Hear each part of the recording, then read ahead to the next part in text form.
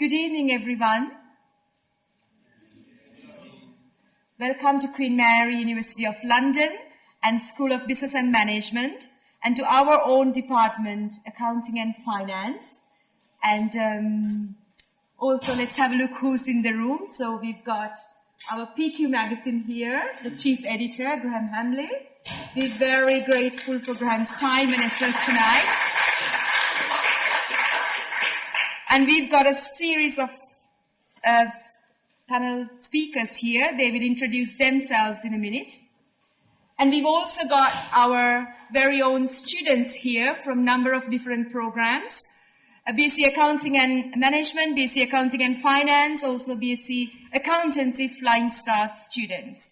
And we've also have a number of people from our professional services staff who had helped us to set up this event tonight, from food and all the facilities and everything. So I want to give a big thank to them as well. And who am I? I am Ishani Chandrasekhara. I lead one of the programs here at Queen Mary in partnership with PwC and ICAW. It's a privilege to be here tonight and to welcome you all. So thank you for taking the time and effort to make this event very successful tonight. So I'm going to hand over the stage in a minute to all these amazing speakers and also Graham. But before I do that, I want to tell you a few words about... He's one of the amazing speakers. Exactly, one of the amazing speakers. I want to say a few words about, where we started this journey, but perhaps it will give also our speakers a little bit of an understanding of who we are and what we do here at Queen Mary. So in 2007, when first I joined at Queen Mary, accounting had one module called Introduction to Accounting, and we split that module into two, Introduction to Financial and Management Accounting. And then later in 2016, we introduced our first program. In 2019, it went to 2 programs, and 2022, we have 3 programs. Plus, we also have a number of PG programs. So the number of programs are increasing. Also, the interest for accounting is interestingly growing. And we are one of those universities working to open opportunities, many opportunities, and the doors for the people in this community. So we work with the industry, we work with the professional bodies, ACCA, ICAW, and CIMA very closely, because all our programs are accredited programs, triple accreditation actually. So it's a great thing great place to be and a position to be as well. So Queen Mary is more and more becoming very popular for these subjects, especially tax and audit.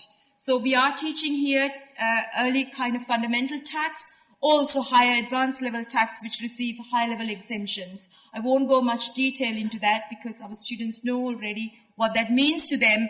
But today the aim of this session is to have these great speakers to inspire you.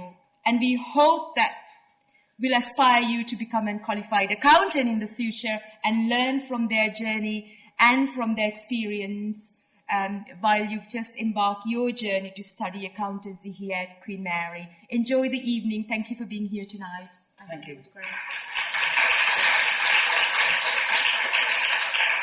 Thank you, Ishani. Hello and good evening. My name's Graham Hambley. Obviously, I'm not going to be as good a speaker as you four, but I would like to talk a little bit about tax. I've got a confession to make. I actually love tax. I don't know, and I really don't mind who knows that, because I truly believe it's got a fantastic opportunity to really change people's lives and make the world a better place. Someone recently wrote to PQ magazine and said, "You seem to be writing a lot more about tax, but me and tax and the magazine have a history." I remember meeting up with Mark Thomas. He's a very famous left-wing comedian, and Professor Prem Sikka at Essex University for lunch way back in 2009.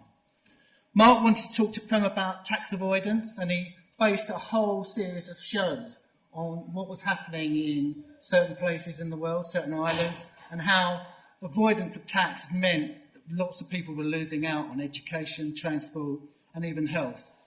And it was a fantastic show, but Prem wanted me there to sort of almost chaperone him, which is very interesting, because if you knew Prem Sikka, the last person in his chaperoning would be Professor Prem Sikka.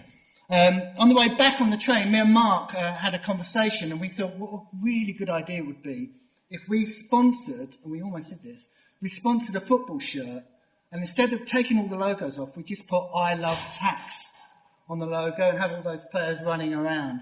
We never got round to it, but in PQ we did decide to pick up on that theme, and we ran a campaign called "I Love Tax." We sent an "I Love Tax" T-shirt to Boris, and he was Mayor of London at the time, to the Chancellor of the Exchequer, who was Gordon Brown, and we sent one to the Queen. And on the Queen, we asked her if perhaps she would wear it when she did her Christmas Day address. You might be surprised to hear that we got no response at all from that campaign, except for one thing. We got a letter from Buckingham Palace, which was great, and they also returned the T-shirt, and it said, "Her Majesty has taken careful note of your requests, but I must tell you that this is not a matter to which the Queen would like to comment, and therefore it's not possible to do as you asked. I'm sorry to send you this disappointing reply and returning your T-shirt for safekeeping." So there you go. So that's my Queen story. She actually did, at least someone did respond from that. And completing the circle, last week I went to the House of Commons.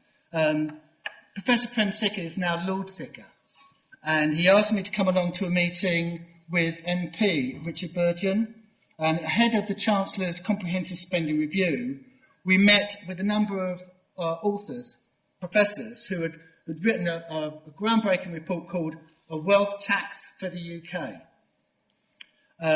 I don't know if you know, there is actually a Wealth Tax Commission at the moment. We're looking into the possibility of actually charging some people who might be richer just slightly a bit more tax. Both explained that a wealth tax could work.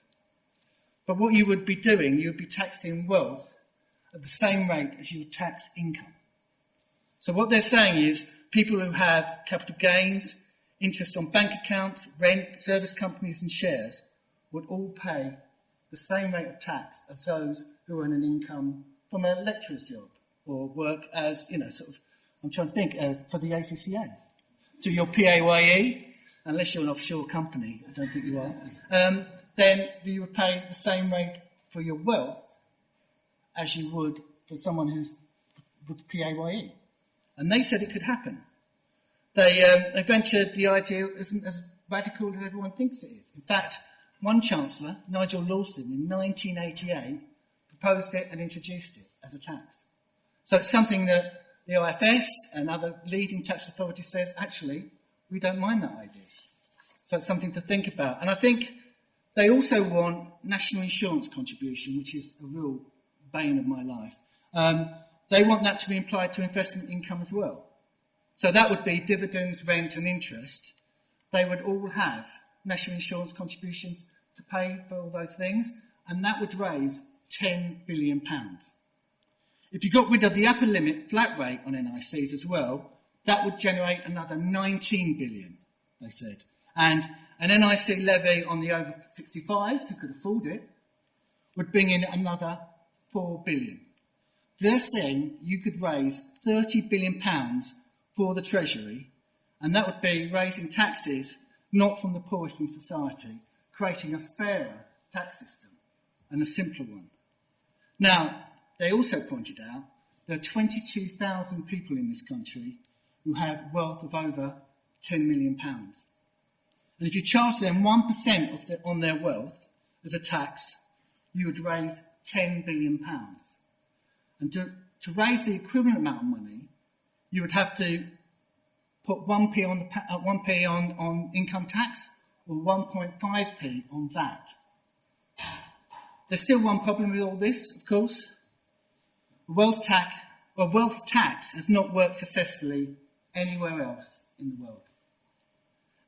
I like what they said, and I honestly believe if we tax earned and unearned income at the same rate, it will be a step to a fairer tax system.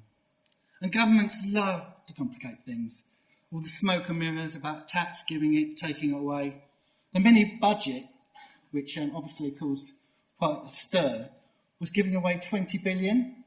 But the freeze on thresholds meant that the government was bringing in an extra 41 billion. So in effect, despite the fact you think everyone was getting a tax cut, every household would be paying £1,500 more next year than they would this year. And that's with a generous, great budget-cutting Chancellor. So I think we always have to be careful about how tax works. I mean, for me, the big one is income tax and NIC. Everyone in this country thinks they're paying 20% tax until you go out to work and you realise, actually, your basic rate of tax is 32p. If you add the income tax to NIC, that's 32p. So 32p is taken out of your money. So whenever you go to work, it's going to be, that's an awful lot of money that they're taking out straight away. That's without you buying anything that's also taxed. So I think we need to look at things, and I think what we really need is something like an office for tax simplification. But the problem is, someone has just decided that we don't need one because no one was listening to it. So they're my vague thoughts on tax. They're slightly different probably to a lot of other people's. I'm influenced by Professor Zicker and what he was trying to do. He's just trying to create a fair society. With that in mind, I think I'll ask my first speaker to come up.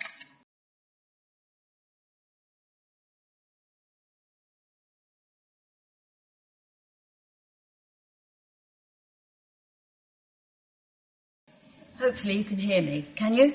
Does that work? Yeah, great. Well, I actually feel I should throw away my notes and my slides for this evening and engage with Graham on some of his rapid policy-making suggestions. I am head of tax policy for ICAW, and I've done a lot of responses to consultations over the years.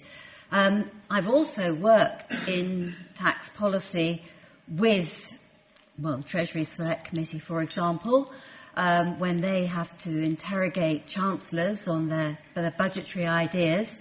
But I think just before I get into this presentation, what I really want to tell you about is something called the Tax Policy School that HMRC and the Treasury run each year, except during COVID when it all went a bit pear-shaped. But they make people who are moving into tax policy-making roles within HMRC and the Treasury attend this school, which is a whole week of training. And some of the projects that they get to work on in that week have actually turned into real taxes. One example was the sugar tax, and of course that was a great success. But remember, successful taxes don't necessarily have to exist forever. And so that was a success because it actually reduced the sugar level in food and fizzy drinks. And so it raises much less income now than it did initially.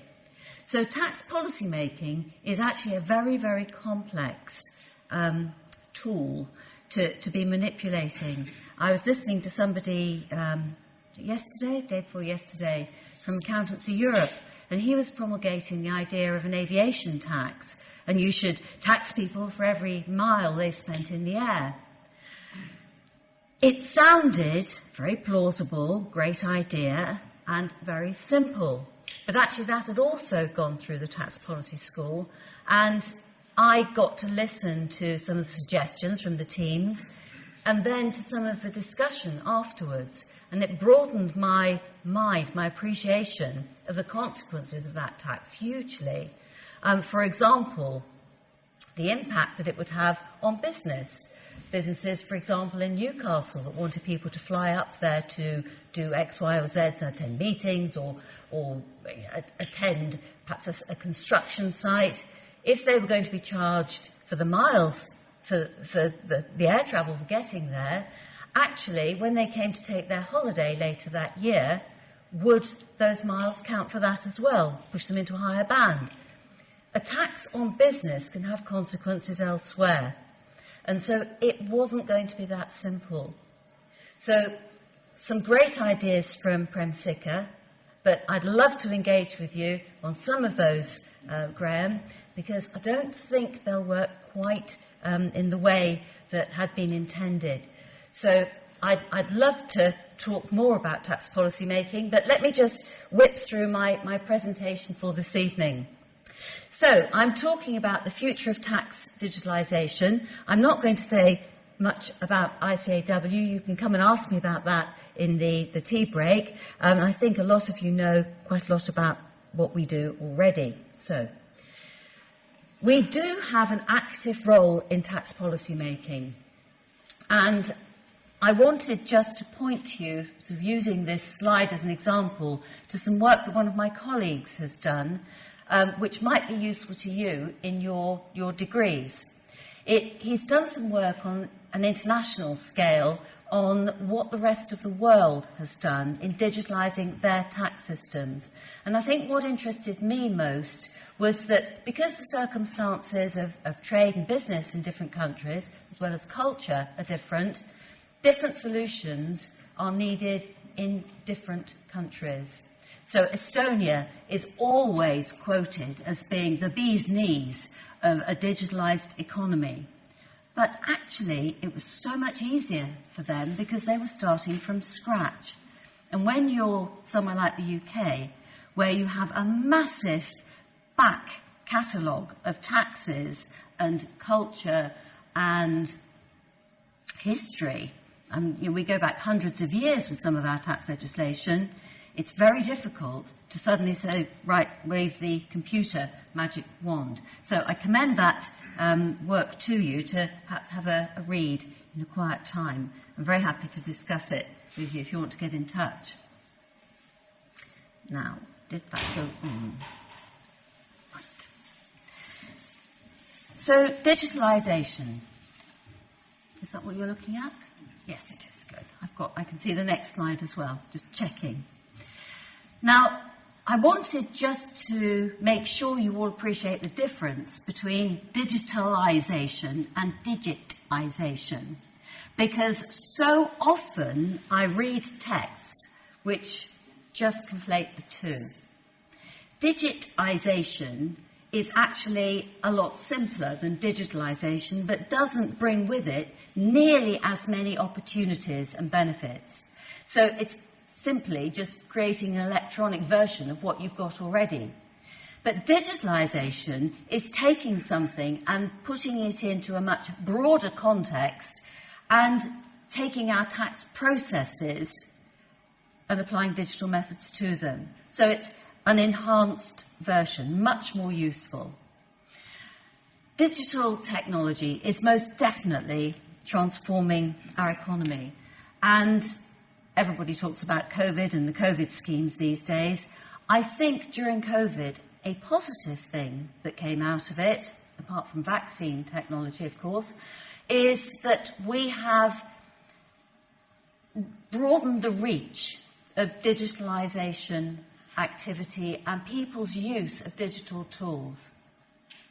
I would never have got my mother to use a mobile phone for her banking, ever in a million years, or to use a Monzo card to tap to pay. She still doesn't quite understand what it is she's doing, but I could never have achieved that without COVID. But she loves shopping, she loves Marks and Spencer's, and that gave her a way to connect, even though she wasn't allowed to leave home.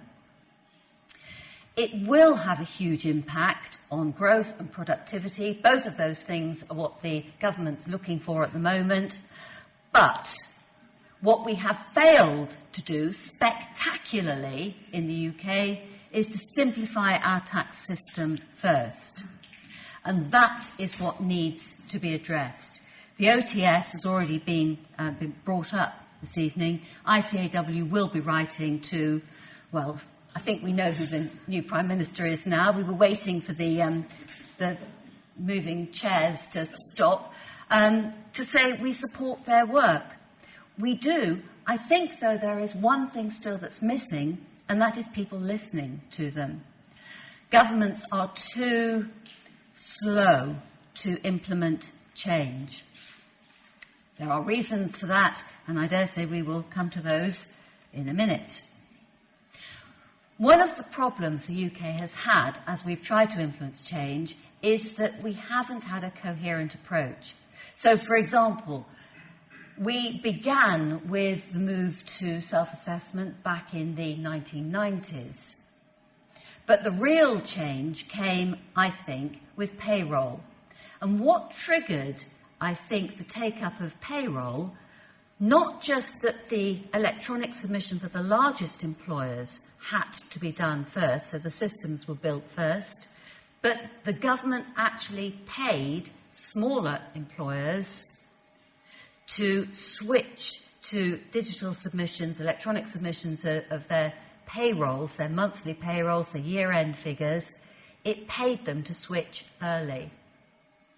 But that was the only occasion when government actually gave a bribe to industry to get them to make the switch. All the rest of the time, a large part of the cost has fallen on business. I still don't think we've seen the full benefits of the payroll changes and, for example, the on or before. So you had to make sure, the rule was, that you'd sent the submission for the month-end payroll to HMRC on, so at the same time, or before you paid people. Now, my sister runs a pub, and for them, on a Saturday night, they are never quite sure whether the bar staff are going to turn up or not. How on earth can you pay those people on or before they actually start pulling the pints for the evening? And you certainly don't feel like running upstairs and doing it between 11:30 and midnight at the end of the shift after you finish the washing up. So there's now a 3-day time lag built in. It is great, it is useful, and it is necessary to that on or before rule. But we have never gone back and grappled with the underlying problem for business, so it doesn't work. Corporation tax. I have never yet seen IXBRL submissions being used in practice beyond the very first year when we saw HMRC going around the country saying to people, we now know that these people here, I think it was SMEs, actually make use of such and such a relief.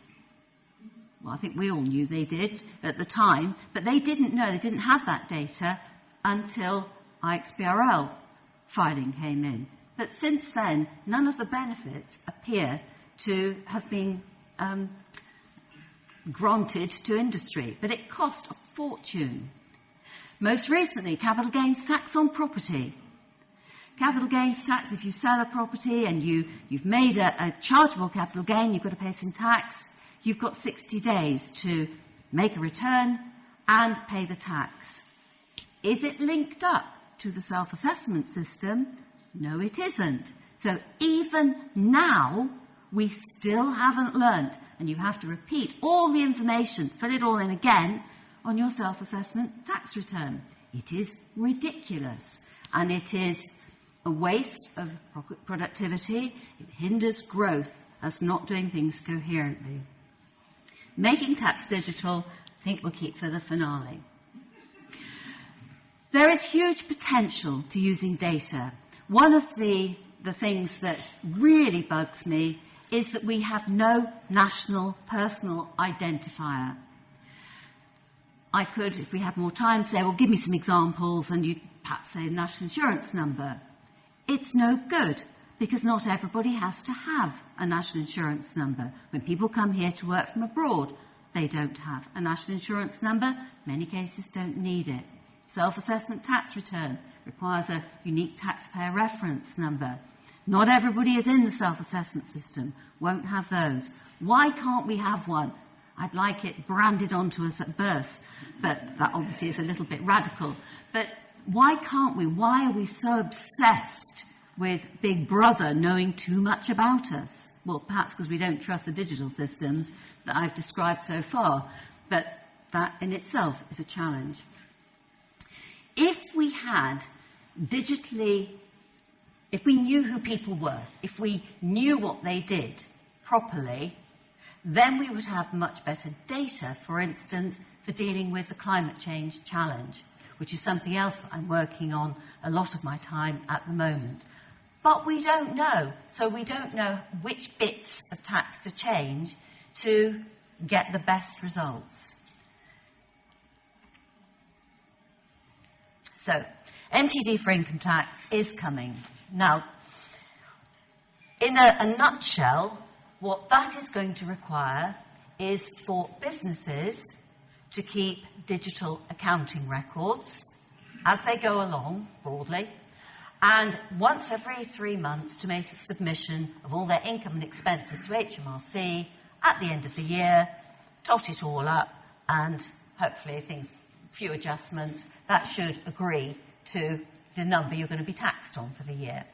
It is ridiculous. That is not possible, and HMRC has so far designed a system that actually won't work to the degree that it needs to if this dream is to come true.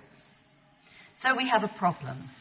We don't yet know how that problem is going to be resolved, although there's quite a lot of pressure being applied, obviously.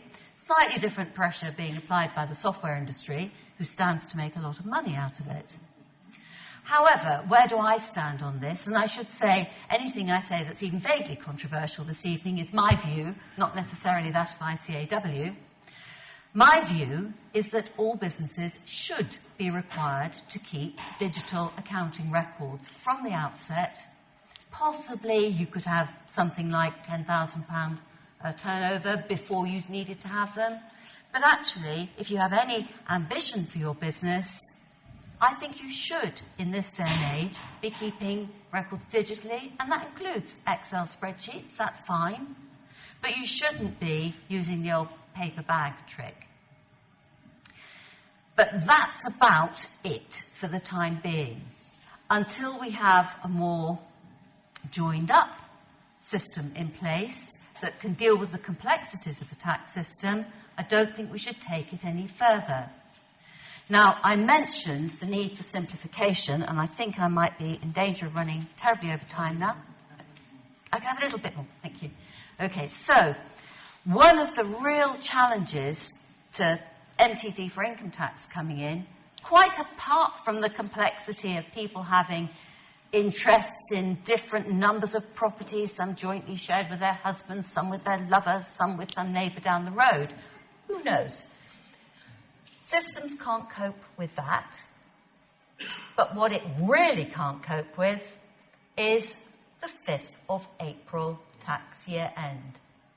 Now, that is something, I have been working in tax now for 40 years, and that is something that needs to be changed. And I wrote an article, we had a head of steam going about a year ago now. I wrote an article for the FT, and it got quite a lot of traction. But at the end of the day, even after the OTS had looked at it as well, the government said, no, it's too difficult, we can't do that. But believe me, trying to digitalise a system where the income tax year end is the 5th of April, where we continue to have to account for VAT to calendar month ends, while we continue to want to engage internationally in trade, is not going to work. Only last week, we had the draft legislation land, which will require the big platforms, so Airbnb, Amazon, etc., to send digitally information about people who are trading on their websites. And that is going to begin from the 1st of January 2024. So it will be shared internationally. We, of course, have got this wretched problem with not knowing who people are. I guess we'll be using the UTR for the time being, or maybe a national insurance number. But the bigger problem is this flipping 5th of April.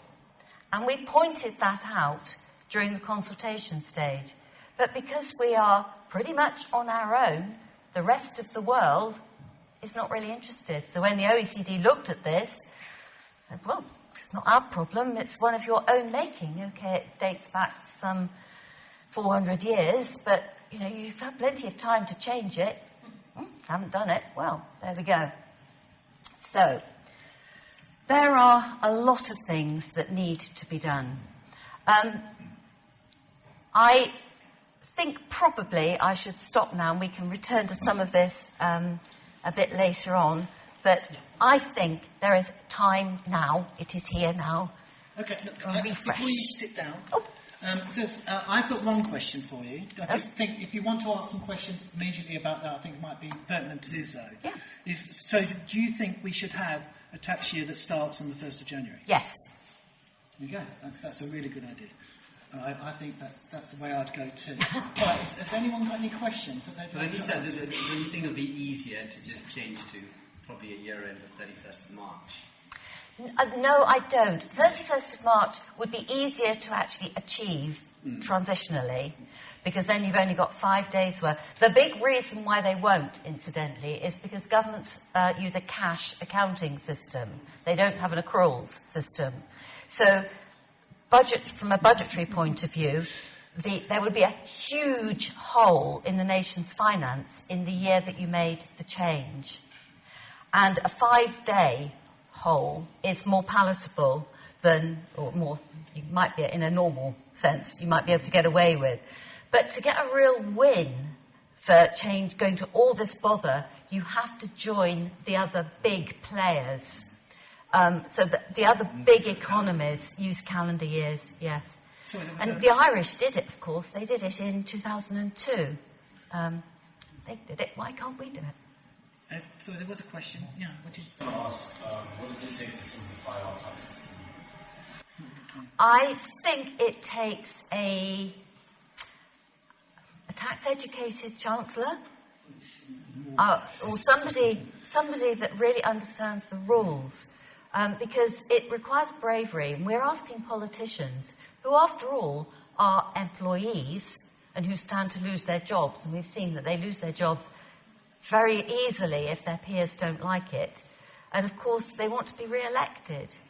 So we need the belief to come from HMRC. And I think probably at the top of HMRC, they do agree that it's worth doing. But at this moment in time, the amount of debt we've now got is so huge, this extra few billion that we'll be piling on top to make the change now could well tip us over the edge, and we'll have the IMF jumping on us. And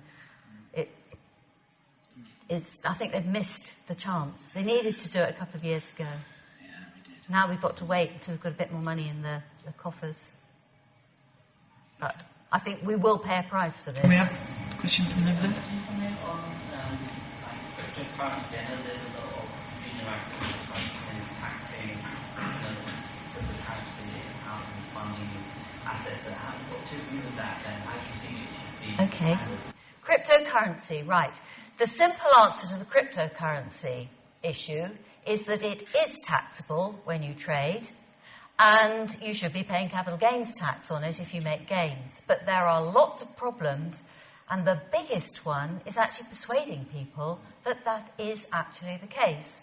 And I have 3 sons who have lots of friends, and I therefore obviously wouldn't be specific, but I have heard of cases where people have made a lot of money, and I don't think they have paid the tax on it because they just don't know. It doesn't feel like it's taxable. And if I can just take that and just put another warning shot out there, I think that's going to change for a start. But I think we have similar problems looming in the carbon sphere. Because there are, you grow trees, and people are investing in other people who've built the trees. And then there are also things they call pending issuance units, which are for like baby trees. So they've grown so far, and in 40 years' time, these things might be worth this many units. For the time being, they're worth this many. Now, those things all have labels on them, and I think we're going to see people trading those before very long. And I think I know what the tax treatment should be, but I haven't seen it written down anywhere. So we're working with the other professional bodies on that one at the moment.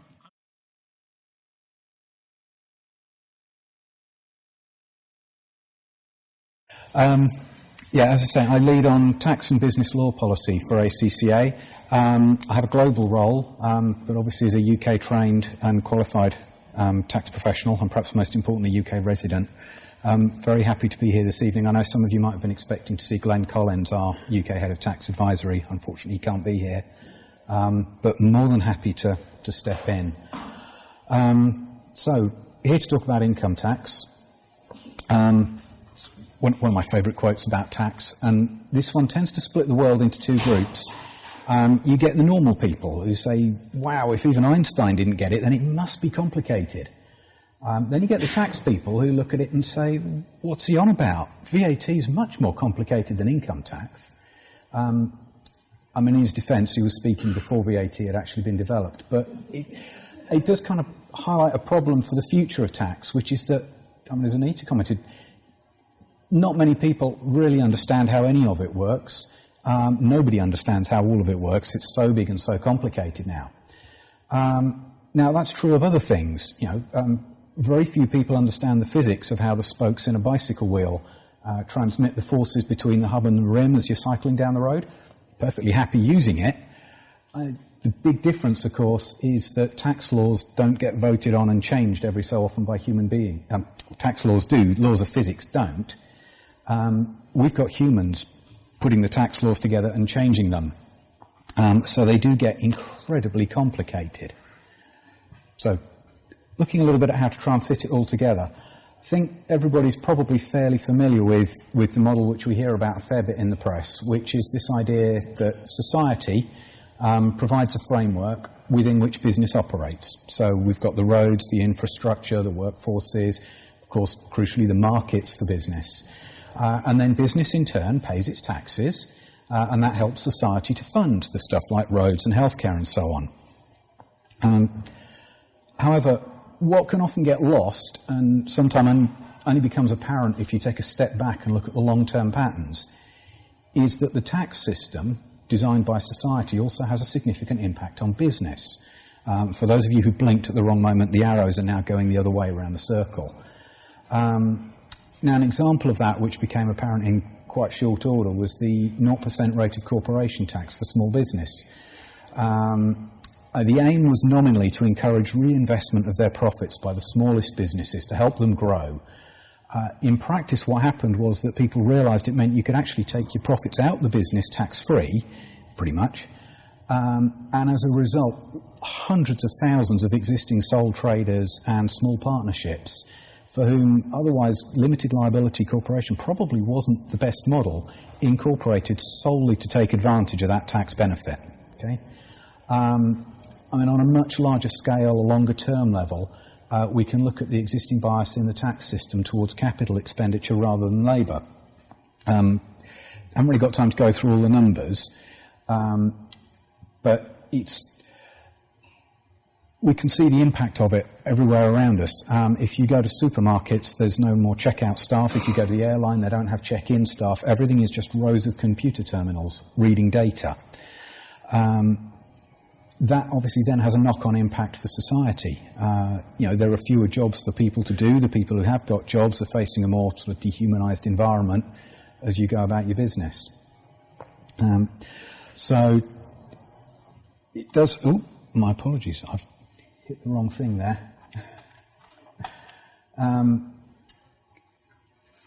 But yeah, so if we take a look then at, where we've come from, Anita's spoken about the big difference that digitalisation is going to make. Try and put a little bit of historical context about it and maybe how we can deal with some of this. We've had massive technological changes before. Up in the picture, we've got an early factory. And these were designed around a single power source, typically a water wheel or a big steam engine. Now, in much the same way that paper technology ties you to a single point of interaction with its data, now it meant that the factories themselves were built around this single big line shaft. They were noisy, dirty, dark, dangerous places, and you couldn't move stuff around much. Now, towards the end of the 19th century, it became practical to start using electrical energy to drive your motors. And what happened at first was that the factory owners simply put a huge electric motor in, running from a generator on site and kept running. But they soon realised that electric motors are scalable in a way that steam power just isn't. And without the need to be tied to this one big line shaft, this one point of space, they could move workstations around, they could have little electric motors. It cleared up the roof of the factory so you could have electric light and so on. It made a huge difference. Now, obviously that made the factories more efficient and more effective, but at the same time there's a parallel revolution going on in the distribution of electric power. Publicly accessible supplies superseded the corporation's in-house generators. Of course, what that meant was that the solutions that the factory's customers were after were changing too. So businesses who leapt on the electric power bandwagon and streamlined the production of candles and paraffin lamps soon found that their demand was falling off. The same technology that allowed them to light their factories, it was starting to permeate public places and domestic dwellings. The manufacturing businesses didn't exist in a vacuum, and neither does the tax system. I mean, the one big difference between the transformation of the physical economy and the changes that digitalisation is bringing to tax is timescale. I mean, it took decades for electric light to really take off and replace the earlier technology. I mean, just not so far from here is the Savoy Theatre, which was the first public building to be entirely lit by electric light. That was in 1881, over 140 years ago. And if you go a couple of streets away in Covent Garden, there are still 1,500 gas lamps lighting half of central London. We're not going to get anything like the same gradual approach to the adoption of digital tools for tax. Okay? These systems, they're imposed upon us, centrally run by the authorities, and they can see the advantages, so they are going to change. Now that does bring us to another quote. I just love the quote, but it's very relevant here. Not everybody's going to be able to adapt to these systems quickly. Anita's given us the example of her mother who's been able to adapt to some of it, but there are some businesses who can't, some businesses who won't. We've still got an awful lot of issues around making that transition. So I said I was going to look at the bigger picture. We have got a big challenge for tax administrations and for governments. We've got these changing patterns of employment and consumption which new generations are adopting or being forced into, and that's fundamentally revising the whole fabric of our economy. Okay? If we take, for example, service provision, okay? Just one example, the rise of transport platforms, and whether they're displacing the existing taxis and public transport networks, or whether they're satisfying demand for delivery businesses themselves, driven by the growth of online purchasing, more digitalisation stuff. There's been a massive growth in borderline service provision models in that sector. So these are things, they're often characterised by the parties as self-employment, but they bear many of the hallmarks of what's traditionally been treated and taxed as employment. So quite apart from the short-term compliance implications of this change, you've got longer-term implications for the underlying structure of the whole tax system. We've got these models which were built on employees staying in the same single static relationship for years on end. That's all breaking down now. Looking at production, probably can't read the newspaper headline there. This is covering a report which was covered by the Financial Times in 2019. Estimated that as much as 40% of cross-border trade could be eliminated by 3D printing of components and even finished products. Now, that might not just result in factories moving. In many cases, they could cease to exist altogether because, creation of complex products such as cars can be undertaken all in one place. Components that had previously been manufactured somewhere else and brought on site, you simply print them off in-house from licensed patents. The report's projections had the automotive sector, with the proliferation of complex components in cars, as one of the most deeply affected sectors from this technological advance. But of course, nothing exists in a vacuum. We've got this huge move away from fossil-powered internal combustion engines to electric power. Now, that's going to reduce the number of moving parts and complex components in every single car. So that will affect the tax profile of the production process. And of course, on the consumer side, you've got the reduced consumption of heavily taxed fossil fuels at the pump. It's going to be a big hole for governments to fill around the world. So the digital economy is giving us this brave new future in which it's becoming increasingly difficult often to see the point in the supply chain at which value creation actually happens. If we pick up on that idea of stuff being 3D printed in-house from a design, if the product is designed in country A, it's licensed from country B to another company in country C whose factory is actually in company D where they print the stuff. Where are you producing the value and where do you put the tax? And it's a nightmare for VAT as well. But this is going to cause real problems for the current models of profit taxation. And we've already seen some of the moves towards that perhaps dying out, being replaced with something else, or maybe shift to consumption taxes to fill the holes. Again, that's an area where digital tools can make a huge difference. Moving back to the basics on tax. What we want is efficient and effective tax systems, as summed up by Monsieur Colbert so many years ago. The problem is, of course, that geese don't like being plucked. As Sir Isaac Newton pointed out, for every action there's an equal and opposite reaction. It's a slightly busy slide. There's a whole list of various different sort of tax avoidance techniques. These go back about 400 years. Human nature doesn't change. Okay? As soon as taxes came in, people were looking for ways around them. I guess everyone probably knows about the window tax and its fabled impact on London architecture. The one that I kind of like, actually, is the brick tax, which is just below it. And they started to tax the number of bricks being used by builders. So builders simply made bigger bricks, so they used fewer of them. The government caught up and started to tax by volume or weight or something instead. But still, if you walk around London and look in the right place, you will see old buildings built with really big bricks. That's why. It has this impact on our built environment. It brings me on to one of the sort of changes from digitalisation. Obviously, the problem the government had was what they were trying to tax, how they were trying to measure it. Now, of course, keeping track of taxes and the numbers is important.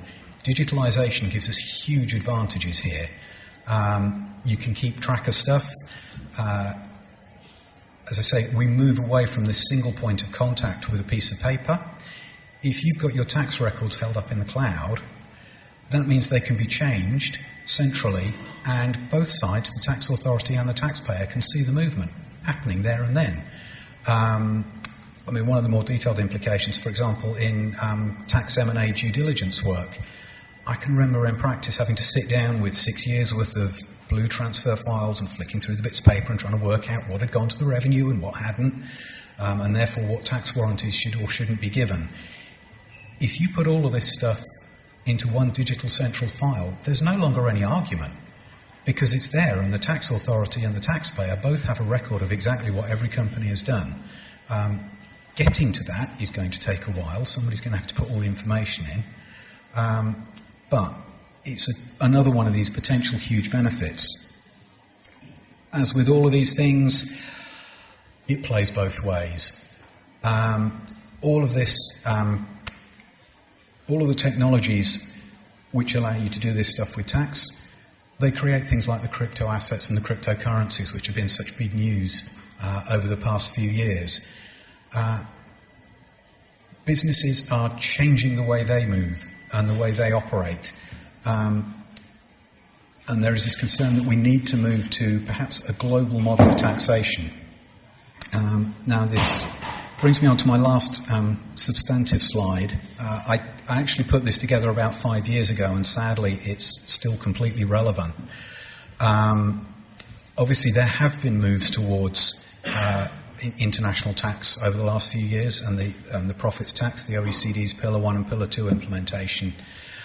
If I go back to my parallels with the world of physics again, we've got the political agreement on Pillar 1 and Pillar 2, and that's great. All credit to the people who've done it, but that's kind of like the rocket science side of things. And what we're now moving on to is the rocket engineering, and that's a bit more difficult. We need to actually turn this stuff into forms which can be sent out to businesses and they can fill them in. And that's proving far, far more difficult. I say, I mean, rocket science, the equations, probably most sixth formers can get the hang of. Rocket engineering takes a little bit more work, the materials handling, metallurgy and so on. It's the same with tax systems. You need the people who know the detail. Anyway, I know I'm going to be coming up to end of time, so just end with a quote from someone who knows some things. Whatever else we do with, I'm going to have to snooze the install of the Adobe thing. Yeah. Whatever shape the tax system gets into, not paying taxes is going to stay more difficult than paying them. So we've got, thanks everyone for your time. Loads of further reading you can look at if you want. Catch me afterwards if you want some links.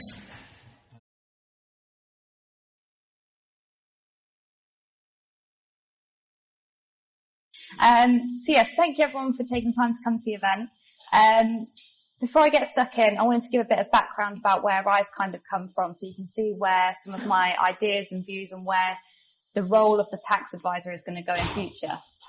So I started out in tax in 2013 as a tax junior, and I was doing kind of basic tax returns, VAT returns, bookkeeping, kind of standard work.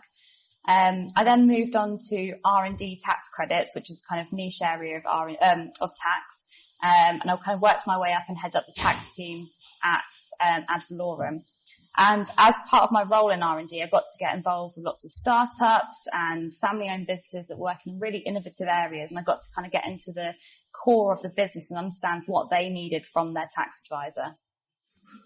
After doing that for a few years, I moved into industry. So I moved to working for a FTSE 250 manufacturing group. And I found that really useful because I got to see kind of tax from the other side of the table. Suddenly I was a client of the bigger tax firms, and I got to see what larger companies within the UK need from a tax perspective. At the same time, I joined the New Tax Professionals Committee at CEOT as a UK representative on the European Committee. And if you are starting your rollout in tax, I strongly recommend linking in with the New Tax Professionals Committee. They have lots of kind of soft skills training and things like that that are quite useful.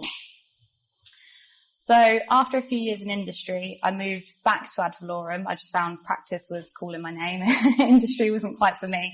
And now I head up the tax and business consultancy team. The reason for the kind of overview is I think over the last 10 years, even in the short space of time, which is relatively short for a tax advisor so far, I've seen tax change immensely, and I've had lots of interesting conversations with a crossbreed of businesses and individuals across the UK on what their thoughts are. So hopefully I'll be able to translate into some interesting conversations, but I'm really excited to be here. So when Graham kindly asked if I'd come and speak today, I kind of started thinking about the future of tax and what the tax advisor would kind of look like in the future. And then I thought, well, hang on, what's the tax advisor of now? And after the last few weeks in Parliament, I think one word that came to mind was fairly stressed. But I kind of was thinking, what kind of work do we get involved in? How are we doing that work? What do we love about tax? What are probably the areas that maybe we wish we could change about tax? So I started to build up a picture in my mind. And I think it's fair to say that a lot of the work we do in tax advisory is still fairly manual. We carry out a lot of manual tax technical research into legislation and case law and HMRC guidance. And I was speaking to Anita earlier about all the Tolley's tax books.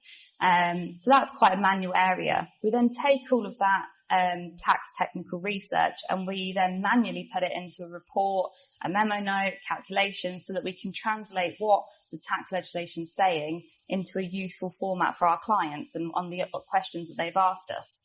We also spend a lot of time in client meetings and we really get to know our clients, individuals or businesses, what they need out of life and what their kind of hopes and dreams are. And I think you'd be quite surprised actually what a tax conversation can turn into things like, where do you want to retire to? What do your children want to do? Where do you want to take the business? Do you want to build it to 10 million and sell on? Do you want to build a kind of nest egg for your children to take on? It can take quite a deep form in those meetings that we have. In terms of working patterns, I think most people I speak to are still working 9 to 5, Monday to Friday.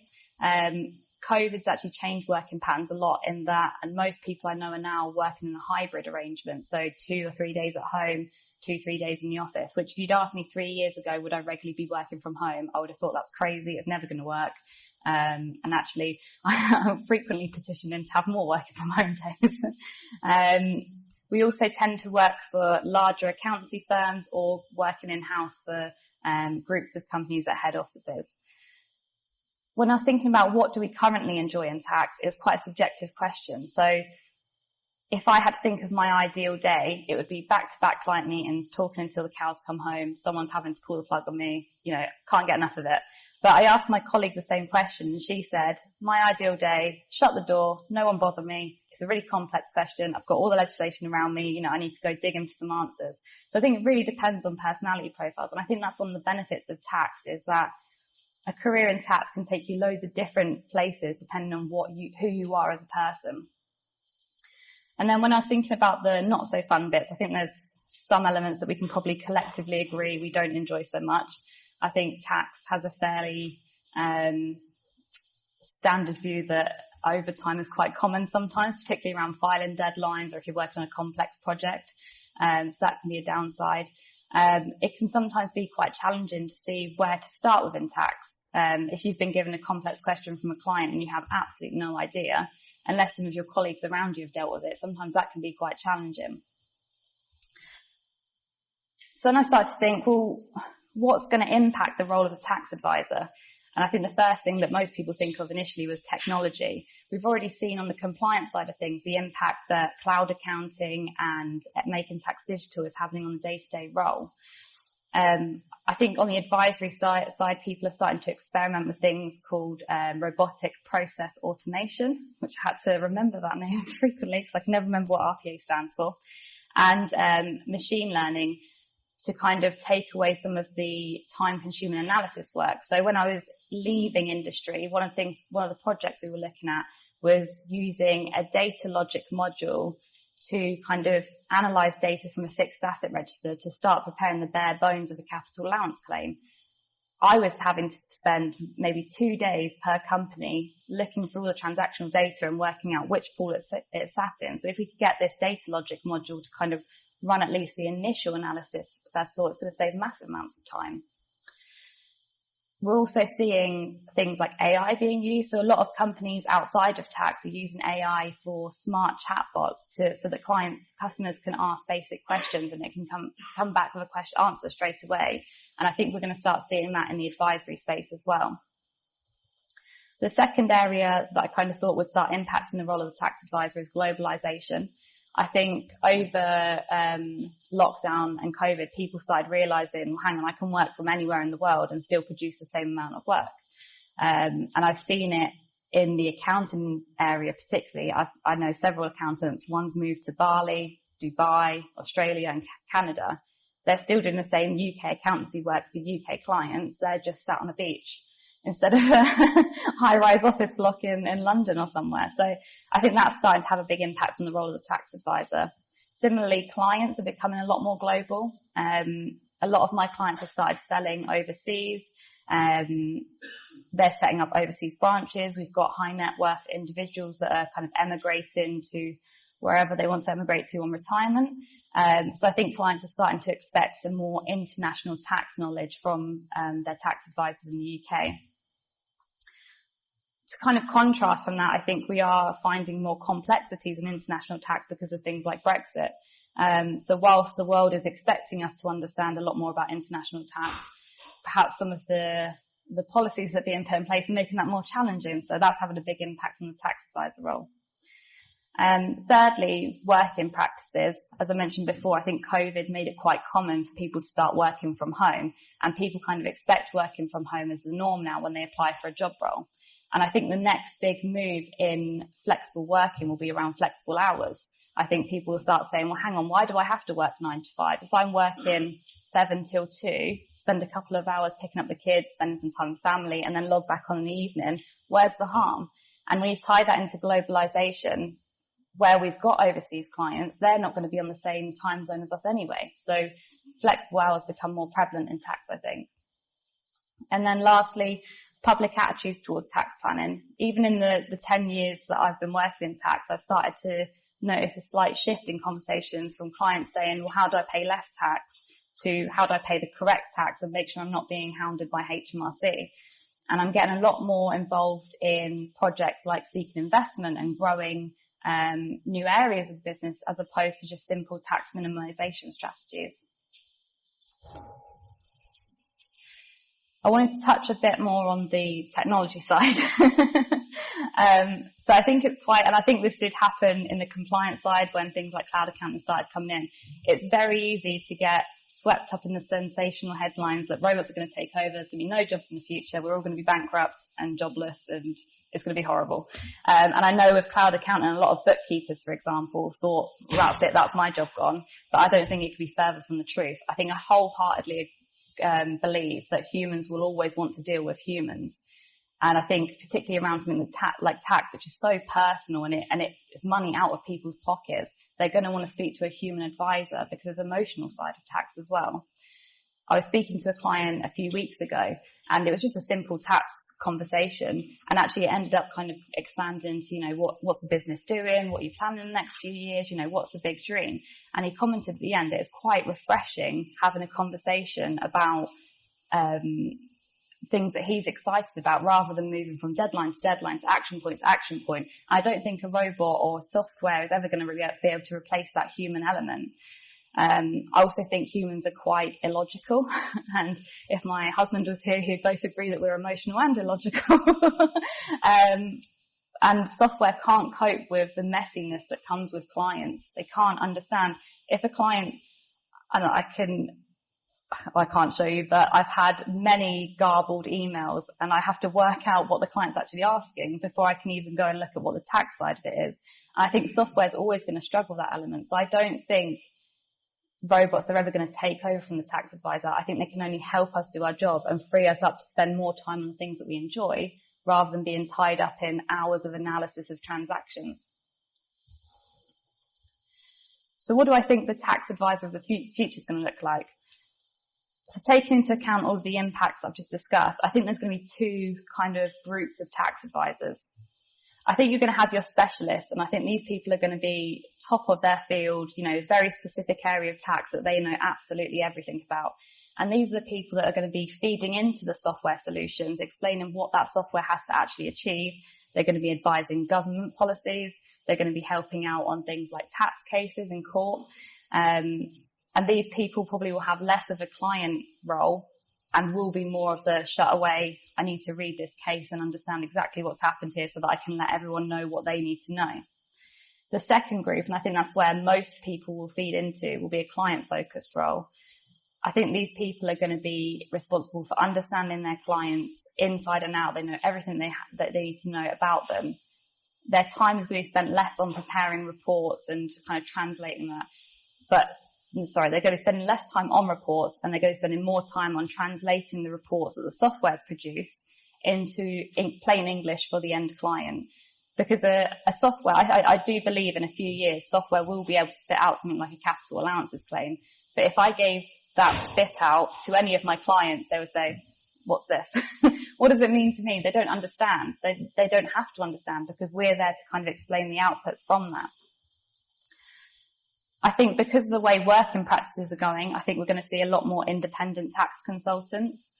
I think working 9 to 5 in accountancy practice is going to be less common, and people are going to start working for themselves and building up their own client banks so that they can take Tuesdays off when they want to because they know they're going to work on a Saturday. And again, I think we're seeing that quite a lot in accountancy at the moment, so I won't be surprised if that moved into the tax advisor role. I think there's going to be a much wider market. I think software is going to make tax advice much cheaper to be able to produce, and therefore people like startups and maybe more cash-strapped businesses, less wealthy individuals, be able to afford to pay a tax advisor to help them with their own affairs, which will then help those companies grow and fund a kind of UK tax base. I also think remote working is going to mean we're not restricted to clients within our local area. Already I have clients in Scotland, I have clients in Cornwall, and I think that's only going to become more common. And I also think it's going to be that we work with a lot more different countries. So at the moment, I'm having a conversation with an Australian tax advisor because he wants to set up a base in the UK. And I think that's great. He's going to bring some business to the UK. He's going to be able to have clients that are based in the UK. But similarly, I can work with him on his Australian clients when they have UK tax questions. So it's kind of tit for tat scenario.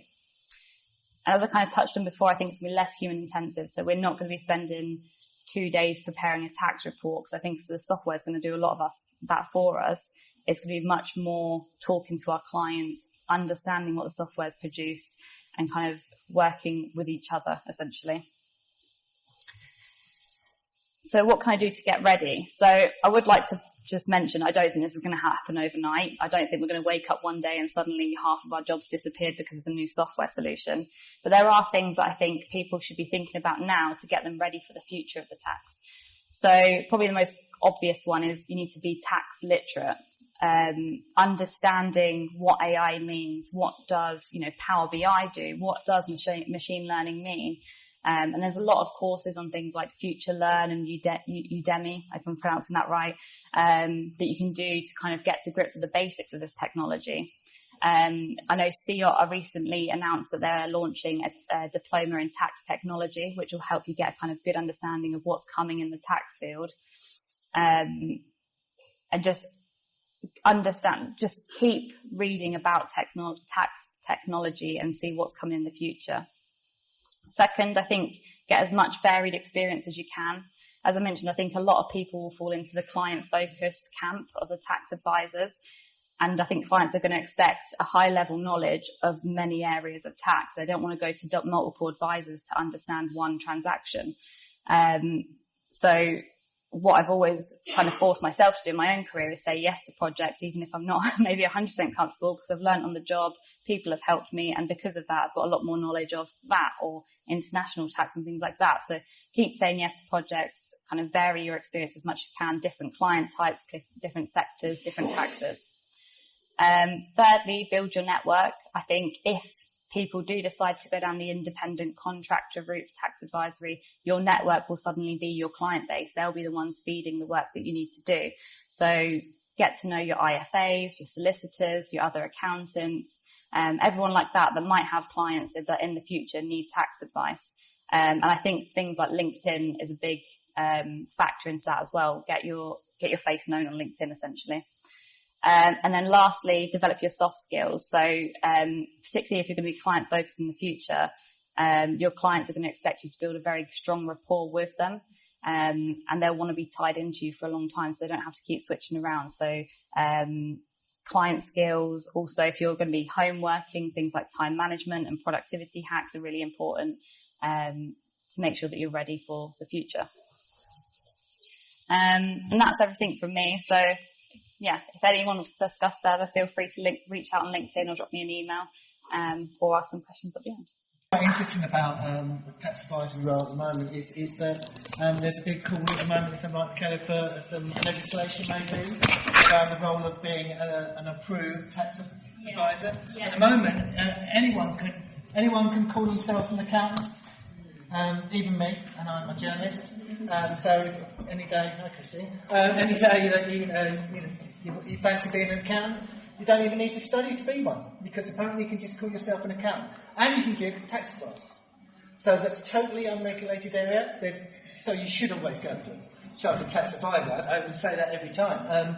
But at the moment, it's really interesting that it's actually not regulated. So lots of professional bodies are trying to make the government actually see sense and make sure that, to protect people, to protect the public, that they actually go to someone who's approved. So I think it's quite important. It'd be a good first step, I think, to actually just have tax advisors properly approved. So there was a question there. I did have one question, yeah? You may remember me as Pete Fanning from CIO. I used to run CIOT, and it's nice to see so many CTAs.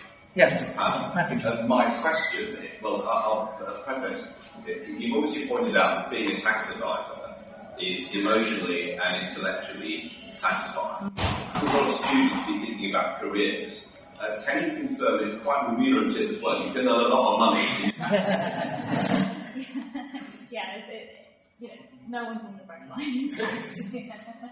No, I definitely agree with the emotional and intellectually stimulating as well, definitely.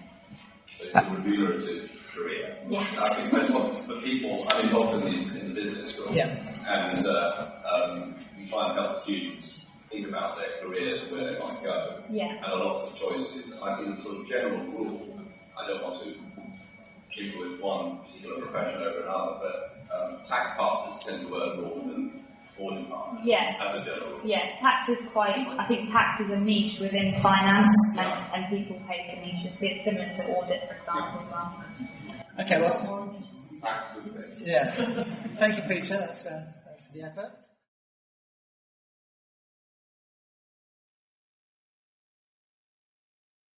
Yes, so my name is Neil DeCosta. I work for Kaplan, and we offer training courses for the ICAW, ACCA, and CTA. Okay?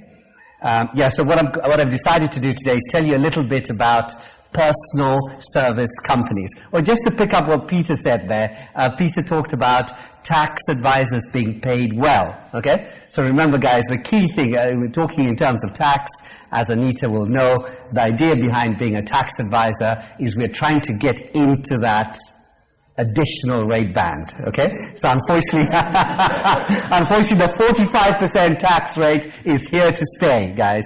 But as tax advisors, we're trying to get to that income above £150,000 and pay 45% tax. So that's what we do. Okay, so in terms of personal service companies, so what's the idea behind that? So like I said, we've had three great speakers here. So I view myself as providing a little bit of light entertainment, okay, as we wind down the evening. So the idea here is personal service companies. The basic idea here is many consultants and freelancers were setting up their own personal service companies to invoice the end client. And the reason why we were doing this is so that companies can deduct their business expenses. So in terms of tax, as you know, we can deduct any kind of business expense incurred wholly and exclusively for the purpose of trade. So we knock off all our expenses, and then companies are subject to corporation tax at a low rate of just 19%. What we can then do is what the freelancer or the freelancer or the consultant can then do is take money out of the company via a dividend. So some of the points Anita was making were scaring me, okay? Because obviously the whole idea behind being a tax advisor, like I do for the ICAW, ACCA, and CTA, is we advise our clients as how to reduce their tax liabilities, okay? So we like the fact that dividends are taxed at a lower rate.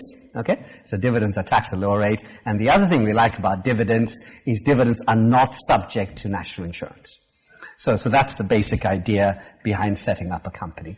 And what has happened is the HMRC have now aggressively pursued lots of celebrities. And what they've done for some reason is they've picked on TV presenters. So recently they raised an assessment on Gary Lineker for about £5 million, okay? So what they said is, look, Gary Lineker, you've had your own company, but actually you owe us £5 million. So what they claimed is Gary Lineker was actually a direct employee of the BBC. As all of you know, any football fans here? Any football fans? Yeah, of course, yeah. So, we see Gary Lineker on Match of the Day, and he obviously hosts Champions League as well. So what the personal service company rules do is they target individuals like this who receive their earnings through limited companies, and what they then do, people like Gary Lineker, is Gary Lineker then funnels his income from the company in the form of dividends. At times they do pay themselves a small percentage of the income as a salary, but typically they take their money out as dividends. Now, as far as Gary Lineker's company is concerned, it's owned by himself and his ex-wife Danielle, okay? And the crucial question here, so this is still set to be finalized, is whether the judge finds out that Gary set up the company to distort his employment status. Now, as far as Gary is concerned, we know he has lots of independent engagements. Have all of you seen his Walker's Crisps? Yeah? So you've seen his Walker's Crisps adverts and so on. And he's almost like, to some extent, like a David Beckham. So he's been involved in lots of different projects. And because he's got lots of independent projects, this would actually indicate that Gary is self-employed. In order to do this, what you have to do is you have to prove you have control over your work, as opposed to the typical BBC employee who has to kind of toe the party line. Now, as far as Gary is concerned, he's very outspoken on Brexit. Obviously, he was very against Brexit. He wanted to remain in the EU. And he was very against the Conservative government as well. So actually, these personal views that he has are likely to prove that he was not under the control of the BBC. Now, to some extent, many of us feel that the whole reason HMRC pursues celebrities like Gary Lineker is not because they expect to win the case, but actually to publicize the fact that tax avoidance is not beneficial. Okay? So it's almost like a PR exercise. When we look at the personal service company rules, it's actually interesting to note that perhaps the BBC and the NHS were originally to blame, because all the TV presenters who went to work for the BBC were advised officially to set up companies. And the reason for that is because the BBC did not want to pay the 13.8% employers' national insurance contributions. So it's obviously much cheaper to hire someone who's got their own company as opposed to taking on an employee. And since 2017, employers in the public sector, such as the NHS and the BBC, have been responsible for determining the tax status of all their contractors. And to avoid becoming liable for PAYE themselves, what they then did is they advised their presenters to join their payrolls and wind down their personal companies. And these are from April 2011 now. These off-payroll contractor requirements will then move to the private sector as well for medium and large organizations. Now, the key factor in determining whether or not a company is a personal service company, we use the mutuality of obligation test. It's referred to as the MO test. And what we do is we look at both parties, the employer and the employee, and we look and see whether they have certain expectations. Another test to use is called the substitution test. And the idea here is, for me, if I talk about myself as a lecturer, so it's interesting here, I've got some students from the PwC Flying Start program. Welcome, guys. So you guys are just starting your accountancy role. I have some students who are my current, like Mariana is my current advanced tax student there, and I've got lots of students who've actually finished their exams, so thank you for coming today. So I've got people at all different stages of their tax career. But for example, when you guys come to Kaplan, very often, Mariana, for example, she'll want to see me delivering the lecture in person, okay? So I provide a personal service. So I couldn't send someone in to deliver the lecture for me, right? So I would not be able to satisfy that substitution test. So if I set up my own company to invoice Kaplan, it would be treated as a personal service company. So those are the two tests, the MO test and the substitution test. Now, other TV presenters that HMRC has taken to court include the famous, this is the deciding case, the Krista Ackroyd case, and HMRC actually won the case. And Krista had to pay tax of £420,000. Okay? So they won the case against her. And Gary, like I said, is just the latest high-profile target. Eamon Holmes, he faced a £250,000 tax bill after losing his case. On the other hand, there are presenters who've managed to win their cases. Lorraine Kelly, she avoided a $1.2 million assessment, and in early 2021, Kay Adams from ITV's Loose Women also escaped a tax bill of $120,000. The interesting thing about Lorraine Kelly is she won her case on somewhat bizarre grounds. So this shows that the legislation is not decided, okay? It's subjective. And what she said is she was just performing the role of a chatty and friendly personality. And that could be substituted by any presenter. So the people, the ladies, mainly ladies, I would think, watching Loose Women, as far as they're concerned, they didn't have to see Lorraine Kelly on the panel. Okay? Any bubbly, chatty or friendly personality would be able to do the job. And the judge accepted her view, and consequently she escaped an assessment. So, in terms of the rules for personal service companies from April 2021, these personal service company rules were then extended to the private sector. For small organizations, the personal service company is still responsible for computing the PAYE on the deemed salary, and obviously when we compute the relevant payment, that's treated as inclusive of employers' national insurance at 13.8%. So in effect, it's the deemed salary plus 13.8% employers' national insurance. So in order to work out the deemed salary, we then multiply by 100 over 113.8. In the case of medium and large organizations, this was a revolutionary move now. And the end client is responsible for the PAYE, not the personal service company. So what this means is even though the end client would receive an invoice from a company, the end client has to deduct tax at source. And the end client must issue a status determination statement, what we call an SDS, to the worker. So, I'll obviously share this presentation with Queen Mary's, and they'll send that to you. Okay, so in terms of the private sector end clients, the end client must then pay the income tax and national insurance on the deemed direct payment. So when you actually receive your money from a medium or a large organization, it already has income tax and national insurance deducted at source.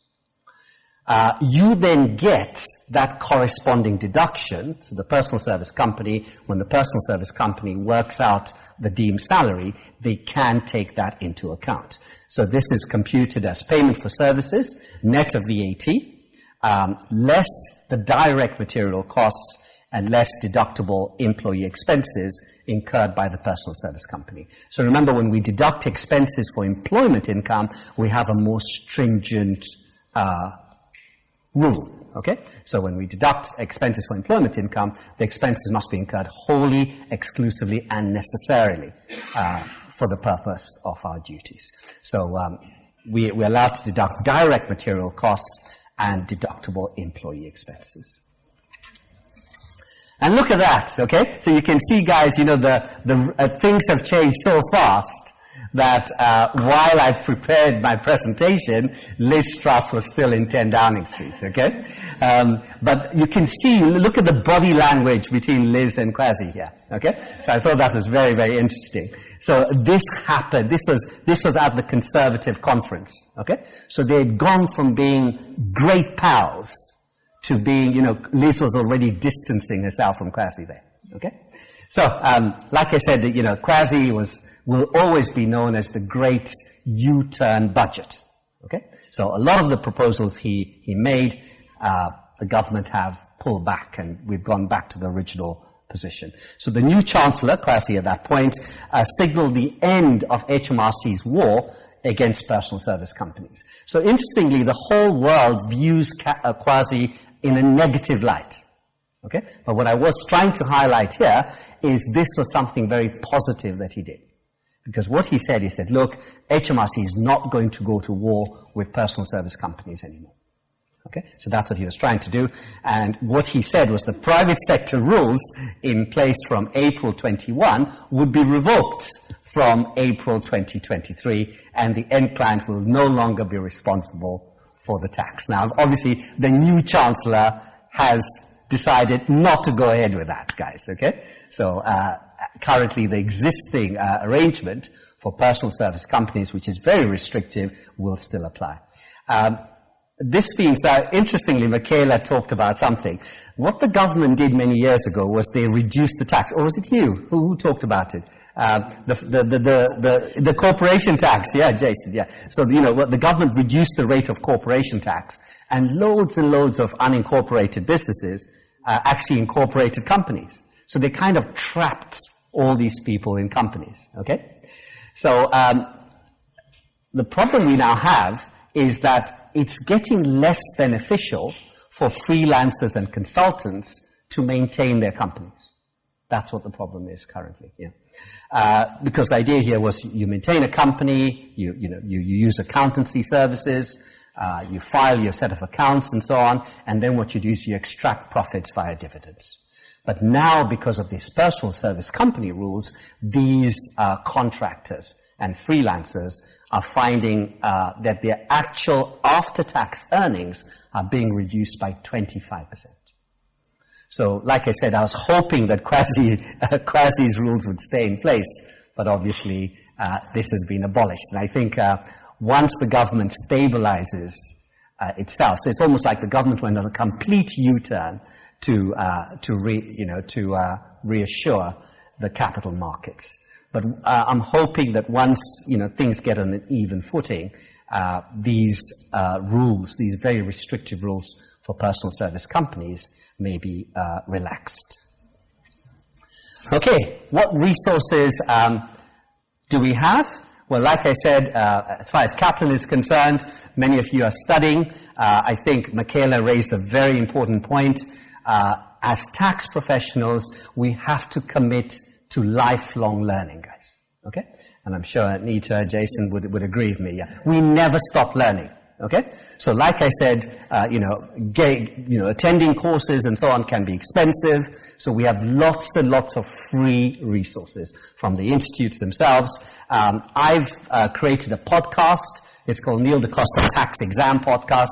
It's geared towards students. But those of you who've qualified can also use it. One thing I recommend you do is subscribe to Graham's PQ magazine. I mean, that's actually an absolutely great free resource for you to use. Even if you've qualified, I write an article there every week. I mean, every month. Yeah. So this month I've written on trusts. I mean, so many practitioners don't really understand trusts. Yeah? So if you understand the basics behind, interest in possession, discretionary trusts, as long as you have a basic working knowledge, your client comes to you and says, look, I have an inheritance tax problem. Many, many clients, guys, hundreds of thousands of middle-class clients have got property portfolios. And trust me, they're going to start thinking of inheritance tax. Property prices have risen. Having a portfolio of 10 million is not an unusual thing, okay? So many, many clients have got huge property portfolios. They're going to think about mitigating their inheritance tax. If you can advise them on trusts, that's one way we can help that, okay? So we can't obviously avoid tax altogether, but we can reduce the tax liability. Subscribe to PQ Magazine. Like I said, that's a great resource. I think Michaela talked about LinkedIn. That's another fabulous resource, guys, okay? So use LinkedIn. There's lots and lots of free learning resources there. Connect with me. I've got various groups there. And like I said, ACCA, ICAW, CTA, we teach all of that stuff, and Kaplan puts lots of resources. We produce videos, lots of free videos. Just go onto YouTube. Let's say you want to know about capital allowances. Just watch a little capital allowance video, okay? You'll know about the new, you may not have some of you may have studied in the past and you're not up to date. At least you'll pick up the new stuff on the special rate pool, the new annual investment allowance, and so on. Okay? And finally, any questions? Yeah. There we are. Okay. We'll take a couple of questions, specifically IR35, I think we call it. Yeah, personal service companies or... Yes? Sorry? Oh, no, just Kaplan, yeah. Kaplan, yeah. But once again, the institutes, the ICAW, they produce great material, the ACCA Global, we have amazing student resources. Okay? On the trusts point, I know we've still got some webinars up there that are still current, sort of beginner's guide to trusts, intermediate, advanced. So that sort of thing, because under you can handle a couple of tax years being different. There's plenty. The ACCA recently done a couple of reports on tax, global tax rates, and the reason why people will prepare to pay tax if they think they live in a safe society, things like that. There was this really interesting public research on tax in lots of professional bodies. That's the AAT, the ACCA, all those people. Thank you, Neil. Any more questions? Oh, yeah. I'm going to sit Neil down anyway, but there's one more question. You raised the issue about personal service companies. but it's been an issue going all the way back before personal service companies became a big problem for HMRC. From the whole argument of self-employed versus employed status. There's a bigger issue is that it's not only just national insurance contributions or savings for the employer, it's also annual leave, sick pay, pension contributions. It's quite wide-ranging. Now, I sat in HMRC for 27 years, so I've looked at those sort of cases. So I can see the full ramification. And the only reason why these legislations have been brought in as a complete mess is because it's a response to trying to plug the gap. And it goes back to the original question made earlier on by Anita about simplifying and assessing tax. That's never going to be the case, because when the legislation first came in, it was very complex. You couldn't read it, only a professional could read it. Then they tried to simplify it, and then you had the rise of market tax avoidance schemes. And what did that cause HMRC to introduce legislation that's now so prescriptive in terms of anti-avoidance legislation? There's GARS, there's TARS, you name it, it's all out there. So I don't think we're going to see the end of IR35. I don't think we're ever going to get to a point where tax is going to be simple. You're absolutely right. I agree with you. All I was hoping is we call a truce to the war, okay, and allow and allow businesses to just get on. Yeah. I think we've just seen a slight pause. Rather than having a flip, they've just said, look, just hold things off as they are. We need to look at this more comprehensively. And I think you're absolutely right. One of the big challenges is not just the tax, but it's also the legal consequences, your employment status.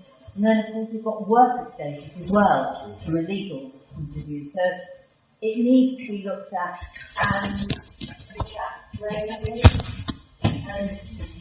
when this is tough.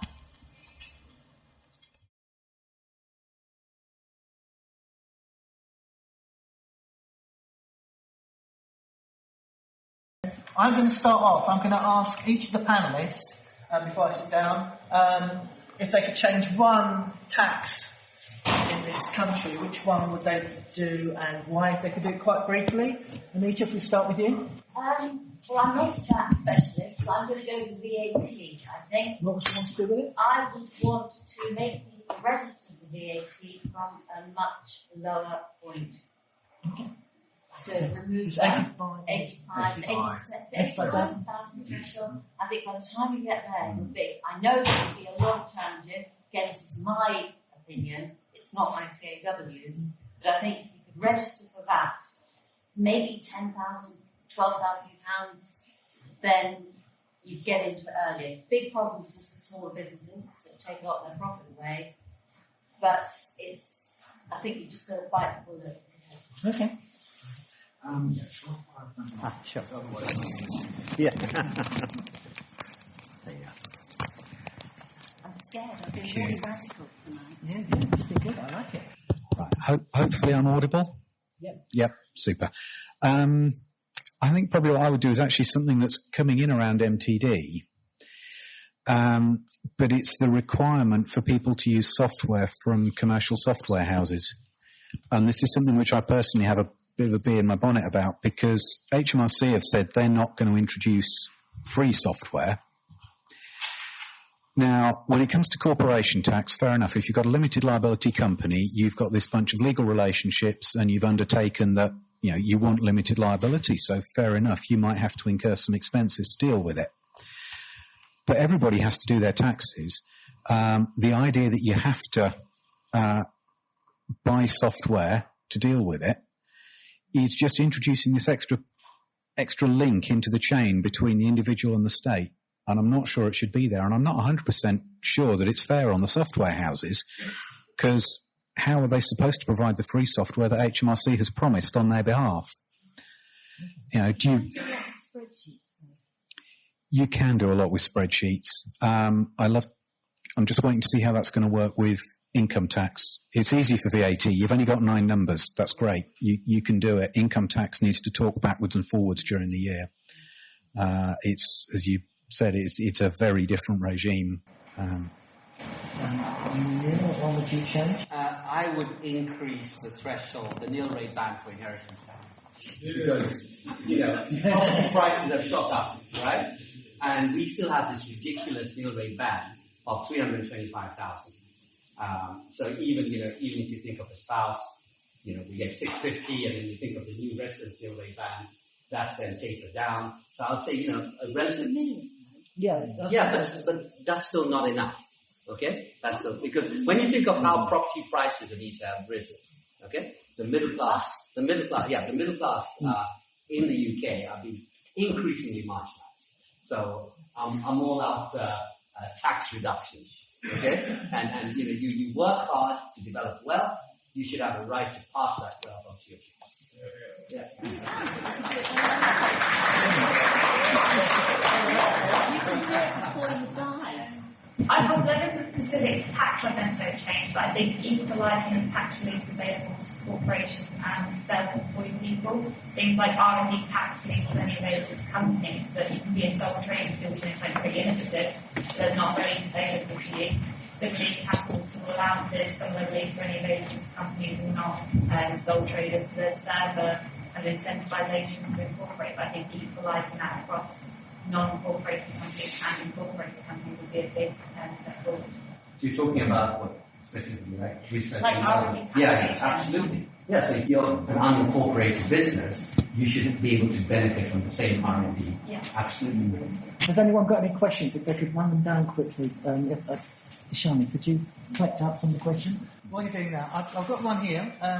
Will tax be part of the blockchain structure in future years? And obviously, I'm wondering if it is, then will it make avoidance evasion much more difficult? Should we start this then? Okay, then. Blockchain.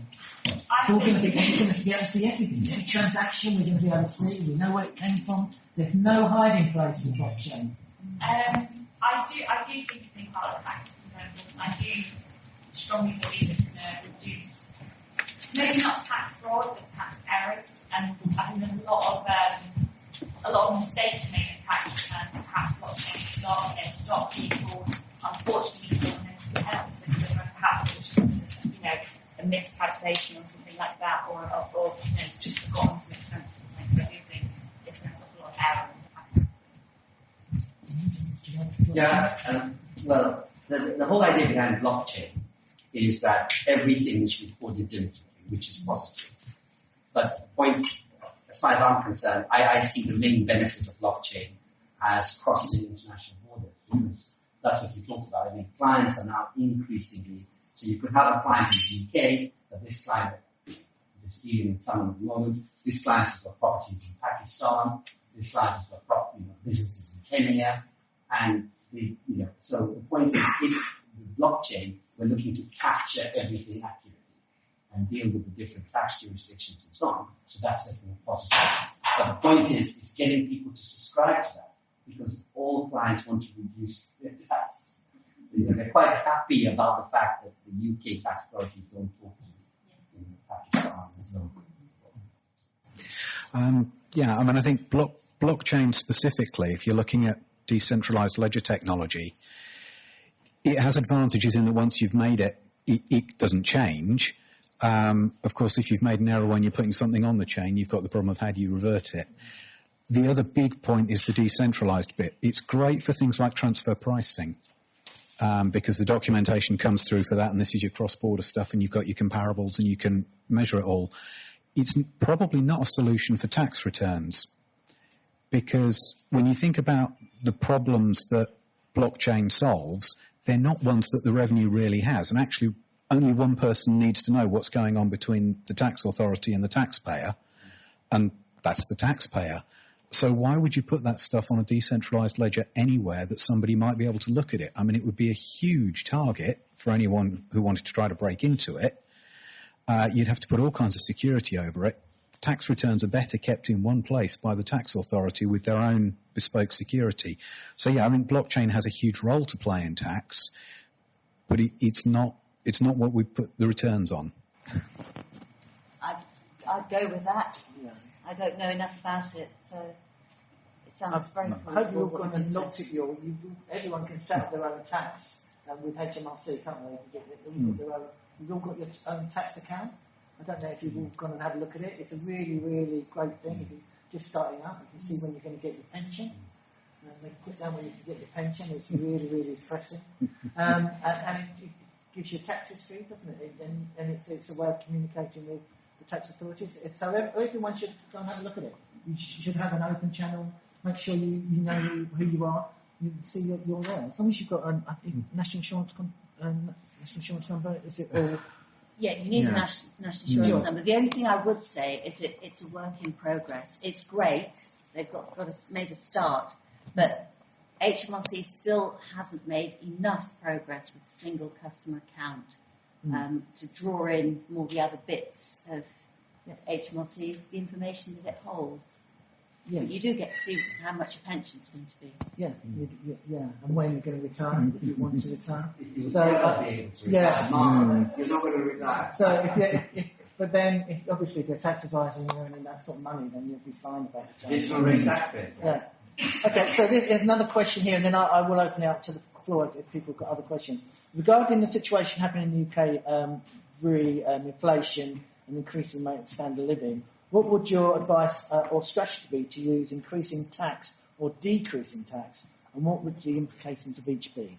So how would you, if you were the Chancellor, I suppose we're talking about, if you were the Chancellor and you had the chance to... Sort of level things up a bit. How would you increase tax, decrease? Because we had someone who wanted to decrease tax, and I think she's going to have to increase it. I think he has got to increase it, definitely. I do think I would return to the personal service company side. Sorry, this isn't very popular, probably. But the devil in the piece is national insurance, employers' national insurance. I do think that people who are working in exactly the same way as employees, but they do fulfil quite legitimately the badges of self-employment. I do think they are paying less tax, working just as hard. So I don't think that is sustainable going forward. I don't know whether it means you bring employers' national insurance down or put something onto those companies. But a lot of people use them as money boxes, don't you? Yeah. I think the problem we have is the increase in national insurance, the increase in corporation tax, all coming at the same time. So I think putting that weight of tax on small businesses, increasing the rate of corporation tax from 19 to 25%, and then you've got this increased rate of national insurance. But I think the increase in national insurance is not going to come in. Am I right? Yeah. So well, national insurance, I'm not talking about the increase, I'm talking about the existence of employers' national insurance. And corporation tax is at a much lower rate than income tax, most people. And you are paying it on your profits, after all. Tax going up, tax going down, you're working with whatever you're given. It's difficult, and we were actually talking about this at the office earlier today. Hear me? Yeah. So I do think increasing taxes on the wealthy, which might seem quite popular in the press, will actually drive wealthy people out of the country and actually reduce the UK tax base overall. So whilst that might be politically popular, I don't think it will necessarily work. I probably agree with Anita. I think one of the biggest things is equalising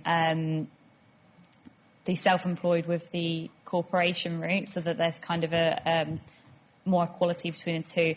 And I also think they could do something. I think there's a lot of property portfolios held in limited companies, and I think there maybe could be something to do with that, where people are earning quite passive income from rental properties potentially.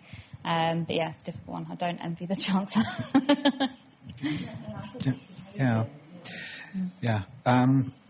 Looking back to the first diagram I put up with the society and business going round in the circle, the problem that the Chancellor faces is we're reaching a point where businesses haven't got healthy and engaged and mobile workforces to actually come in and keep creating the profits.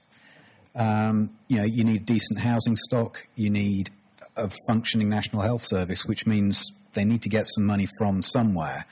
I'm inclined to agree with Anita that, taxes on profits, because the profit is what you've got left over after you've already made some money. The other big thing, which we've done a lot of work on at ACCA, is around shifting from labour taxes to environmental taxes. And there was a huge survey done. All of the big four accountancy firms were involved, and they looked across the whole of Europe, so you can do it for a developed economy, and you can switch from personal taxes to employment to environmental taxes. They had this huge table. We had a 100-inch screen, and you had to stand right next to it to read all the different measures they'd looked at across Europe. The thing was, it didn't just equalise your tax take. The environment got cleaned up. They modelled it that, healthcare costs would go down because with the cleaner environment, people were healthier and more productive. That's the big shift that needs to be made. The downside we've got, and I think it's come up, a couple of the other panellists have mentioned it previously, is that governments are not around to make those changes. You're looking at a 10 to 15 years timescale to put this stuff in place. There will be winners and there will be losers. The winners aren't going to shout about it too much. The losers will complain to high heaven. And we get a new set of politicians every 5 years. So what's in it for them to actually start that pain? You're saying every 5 years we get a new set of That must be a different world we're living in. Is there any questions? There's some more here. I would suggest that a panelist will stay afterwards if you want to chat with them individually. I'm sure they'd be happy to chat with you. Any other questions quickly? The lady there. Yeah, I've got one about avoidance. Oh, good. Yes, we haven't really talked about that. There's an argument, isn't there, that if the tax rate, let's say, was 10%, whatever, on all income, that avoidance would pretty much disappear. And particularly, I noticed in the meeting you were talking about dropping the VAT threshold. I think virtually every guest house in the land only turns over 80,000. Would we actually make more money less painfully in the tax world if the tax rate was more equalised and lower? I.e. the water was 50 instead of. But you're not worried about regressive tax? Do you not want the people who could afford to pay a little bit more to pay more? Or? No, I'm a property portfolio holder and I'm a state pensioner. Okay. So I'm relatively immune from some of the stuff that we've been talking about. But I do run an accounting practice and I have a bit of warned by everybody not wanting to pay any tax. And I'm sure there are loads of people I don't meet who do only in cash. Okay, has anyone got any views on it? On that last point, greater digitalisation would certainly help track people who are... That, doesn't it? Because it's forced us into digital... HMRC now at the back, ex-HMRC. I'm sure you... You raised your issue about if the tax rate was 10%. I can give you an example where that did occur, but people were still avoiding tax, and that was hedge funds. And this was in around 2000, in the early 2000s, up until about 2003, 2004, probably when remittance basis charge was kicked in 6 April 2008. You had a lot of hedge funds, effectively, the way it was structured, the money, they were paying an effective tax rate of 10% on their gains. Because in those days, you had taper relief, and taper relief allowed reduction. So, so for every £100, you held the asset for 2 years, you'd only pay an effective tax rate of 10%. However, there was an issue that those who were paying the 10% tax rate were paying their non-dom partners were paying no tax because they weren't remitting the money into the UK. So, even if you've got a 10% tax rate, you're still going to find that there are going to be people who do not want to pay anything. Yeah. So, whether you have a 10% tax rate or 25% tax rate or 40% tax rate, there's always going to be people looking to avoid tax.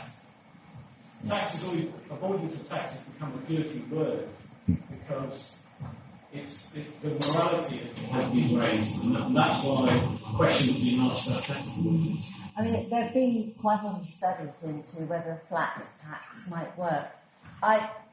Personally, I don't think it would work, because I do think that, we live in a democracy and we want to influence behaviours in different ways. And so we do have to use progressive taxes, we have to use tax reliefs, tax exemptions to enact the wishes of the people. And that's the price to pay. So that's the short answer, I think. I'll say just sort of very quickly on the avoidance piece and the flat tax. One of the taxes that doesn't get mentioned much, but VAT, around half of all consumption in the UK is not subject to VAT. And yet the vast majority of UK consumption comes from higher income households. I'm not the expert on it. There's Professor Rita de la Feria is the person who's done all the research. But if we fixed that, that does not have to be regressive, and that would pick up an awful lot without, as Anita said, I think a lot of the countries that tried the flat tax model when they first sort of came out of the Soviet Union and so on have now gone away from it and gone back to progressive because people think it feels right. And I do think you're right, the different VAT rates are very interesting to explore. We need to do something about Jaffagate. That's half my lecture's gone, but I worked at financial training back in the day for about 12 years. All the cheap jokes.